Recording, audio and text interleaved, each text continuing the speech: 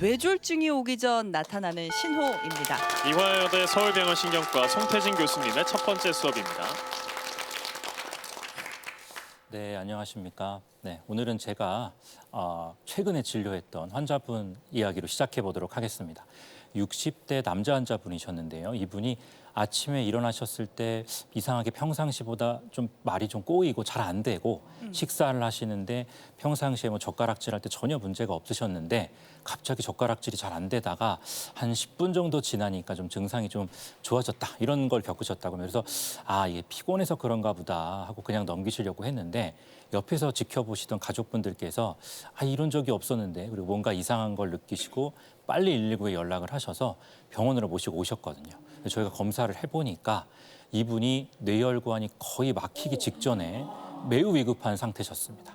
다행히 이렇게 빠르게 뇌졸중 신호를 발견한 덕분에 치료도 빨리 하시고 또 예방도 잘 하셔가지고 큰 뇌경색으로 넘어가지는 않으셨습니다. 야, 진짜 너무너무 다행인 게 가족들이 그냥 넘기지 않는 게 진짜 다행이네요. 네, 그렇습니다. 가족분들께서 이렇게 적절하게 신호를 파악하셔가지고 대처를 하신 덕분에 환자분도 장애도 안 남으시고 또 생명도 살릴 수 있었던 거죠. 그래서 이 환자분의 가족분들처럼 이 뇌졸중 신호를 놓치지 않도록 오늘 그 뇌졸중 신호에 대해서 자세히 말씀드려 보겠습니다. 네. 그럼 뇌졸중은 왜 생기는지부터 알려주세요. 이 뇌졸중이라고 하는 건 어떤 이유든지 뇌혈관이 뭐 터지거나 막혀가지고 이 신경의 뇌에 손상을 받아서 신경화적 증상이 생기는 걸 얘기하는데요. 혈관이 막히면은 허혈성 뇌졸중, 뭐 뇌경색 이렇게 얘기를 하고 또 혈관이 터지면은 뇌출혈 뭐 이렇게 보통 얘기를 합니다. 그래서 뇌출혈, 뇌경색을 합쳐서 보통 뇌졸중이라고 하고 이 뇌출혈은 어느 순간 물론 뭐 갑자기 두통이 있다거나 신호가 있을 수 있지만 갑작스럽게 생기기 때문에 신호를 찾기가 어려운데 반면에 뇌경색은 혈관이 막히기 전에 뚜렷한 신호를 보내는 경우들이 많습니다. 그 대표적인 것이 바로 미니 뇌졸중이라고 하는 일과성 뇌허혈 발작 또는 일과성 뇌허혈증이라고 합니다. 미니 뇌졸중이라는 게 있어요.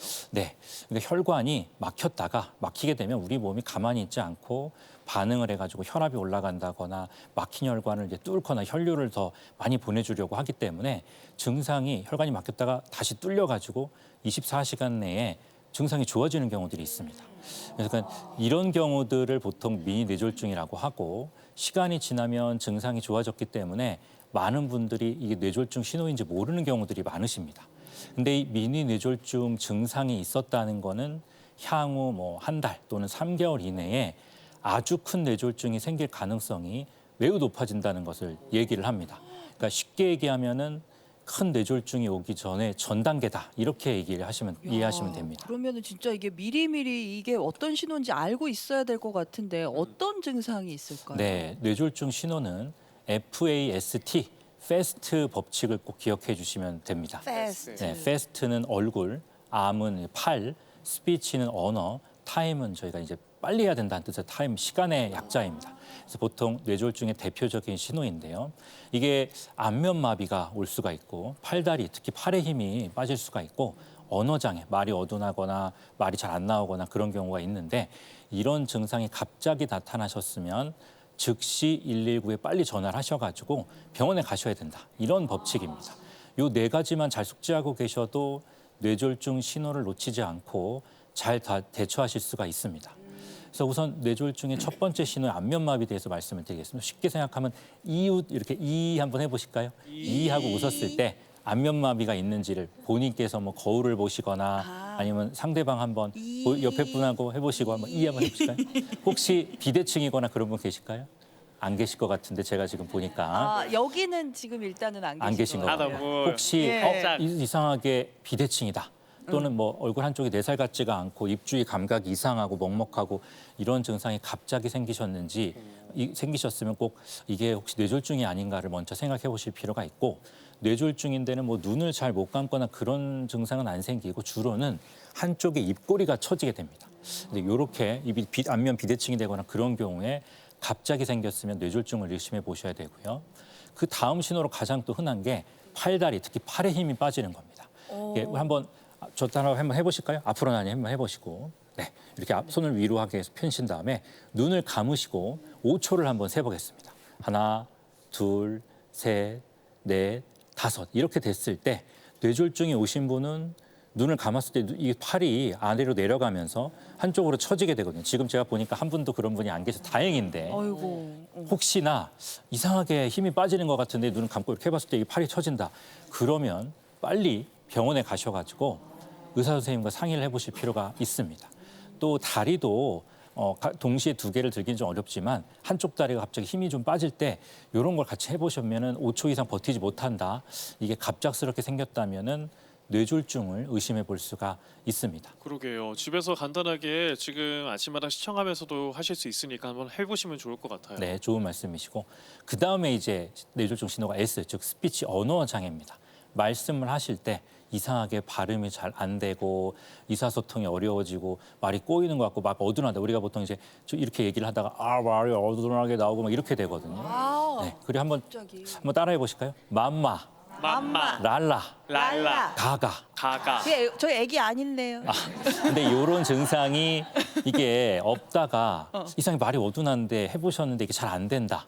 이런 증상이 하나라도 나타나시면은 이거는 뇌졸중 증상일 수가 있기 때문에 119에 신고하셔서 빨리 병원에 오셔야 될 우리 어린 필요가 아이들이 있습니다. 발음 연습하는 맘마, 랄라, 가가 이게 안 되면은 네. 위험하다는 신호네요. 네, 그렇습니다. 그러게요. 이렇게 FAST, 패스트 법칙 잘 기억을 해둬야겠습니다. 혹시 또 다른 신호가 있을까요? 네, 이게 마비가 오고 말이 어둔하시면은 이상하다고 느끼시고 빨리 병원에 오시는데요. 대부분 한쪽 눈이 안 보이시는 경우들도 있습니다. 물론 이제 갑작스럽게 한쪽 눈이 안 보이면 안과적인 문제인지 망막이 폐쇄가 되는지 혈관이 막혔는지 그런 것도 확인하셔야 되지만 경동맥이나 눈으로 가는 혈관이 갑자기 막히거나 막혔다 풀리게 되면 한쪽 눈이 안 보이는 경우도 있고 또 이제 후두부 뒤쪽 뇌에 뇌경색이 오거나 혈관이 막히거나 터졌을 때 한쪽 시야가 이렇게 까맣게 보이거나 전체적으로 시야가 좁아지거나 이런 증상들도 생길 수 있기 때문에 혹시 이런 증상이 있으시면 빨리 병원에 가셔서 한번 상의를 해보실 필요가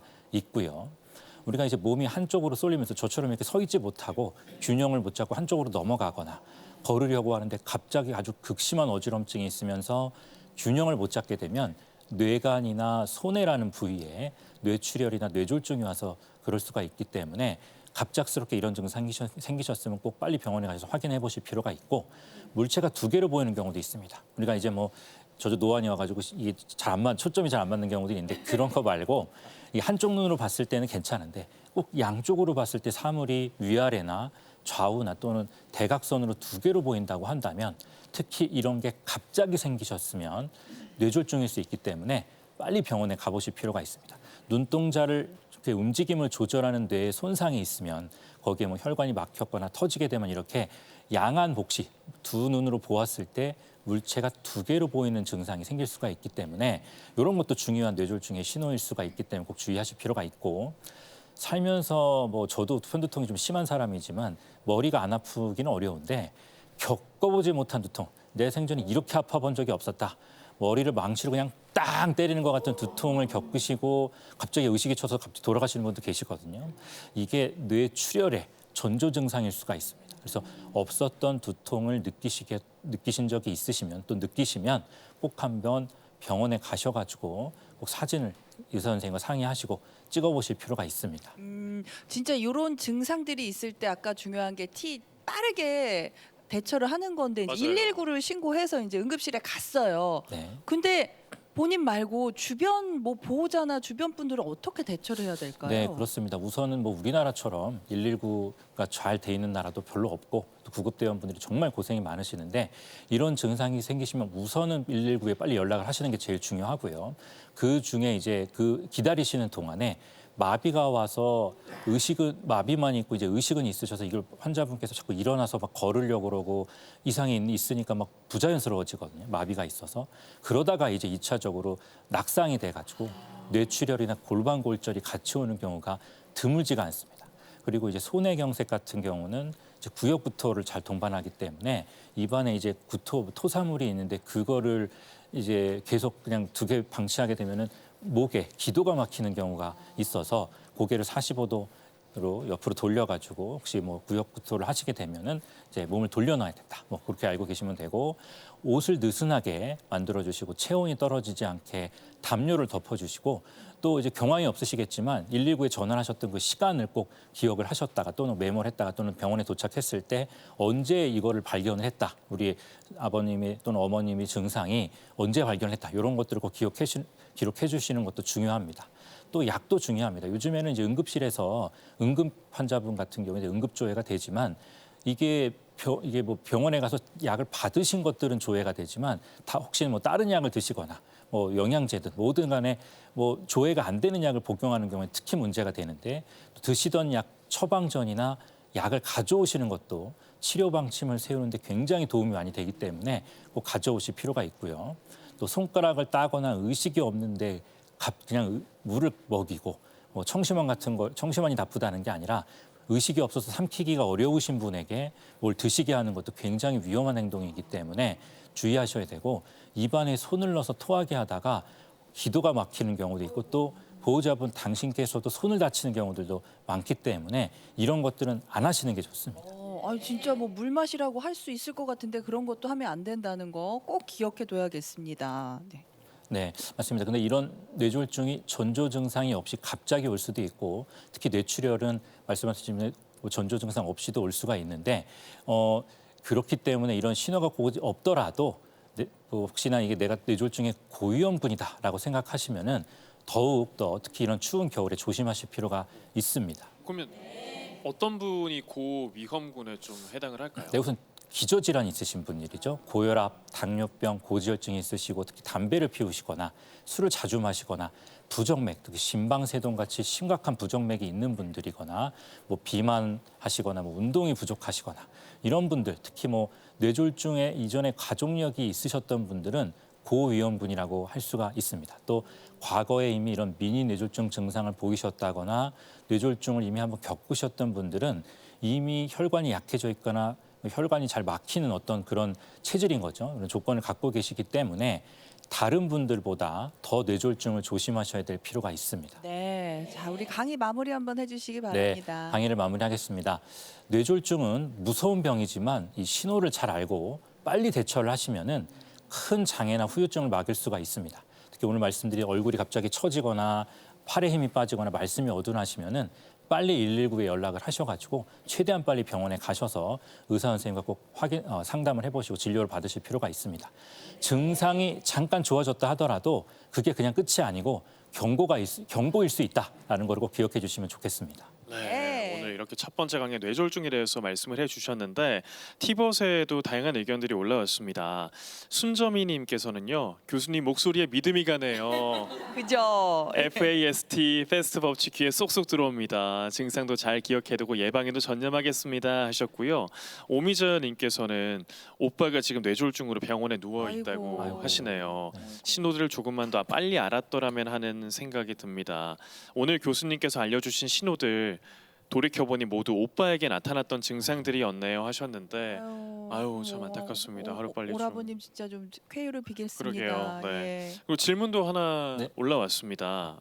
어머니께서 몇 년 전에 뇌졸중 때문에 쓰러지셨다는 분인데요. 지금은 잘 재활하고 큰 후유증 없이 다행히 일상생활 잘 적응하고 있는데 이것도 재발이 된다는 이야기를 들었습니다. 이게 정말인가요? 라는 질문이에요. 우선 뇌졸중으로 고통받으시는 게 힘내시라고 말씀을 드리고요. 네. 재발할 수 있는 질환입니다. 한 번 이미 생기셨다는 거는 혈관이 또 다시 막히거나 또 터질 수 있는 어떤 위험 요인 또는 위험 인자가 있다는 뜻이죠.